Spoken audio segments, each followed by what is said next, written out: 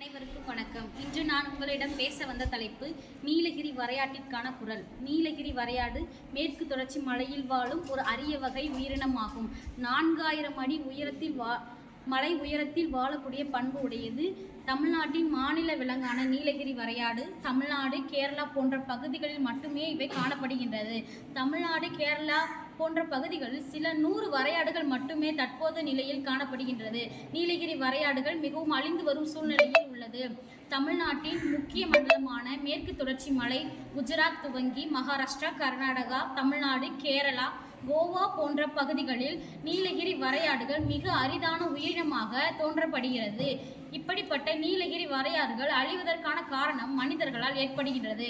காடுகளில் சாலைகளை அமைத்தல், வேட்டையாடுதல், மாந்தர்களின் பல்வேறு சூழ்நிலைகளினால் நீலகிரி வரையாடுகள் அச்சுறுத்தலுக்கு உள்ளாகின.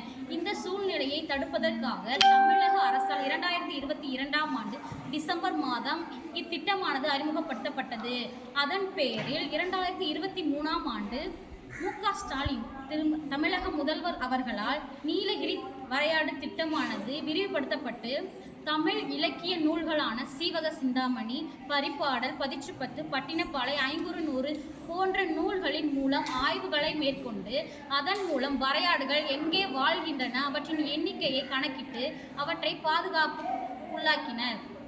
தமிழ்நாட்டின் நீலகிரி வரையாடுகளுக்காக 2023ஆம் ஆண்டு அக்டோபர் 7ஆம் தேதி அவற்றிற்காக 25 கோடி நிதி ஒதுக்கப்பட்டு நீலகிரி வரையாட்டிற்காக ரேடியோ காலர்கள் பொருத்தப்பட்டு அவைகள் பாதுகாக்கப்படுகின்றன. இவ்வளவு சிறப்பு வாய்ந்த நீலகிரி வரையாடுகளை குறித்து தமிழ் இலக்கியங்களும் பல ஆய்வுகளும் பெருமையுடன் பேசுகின்றன.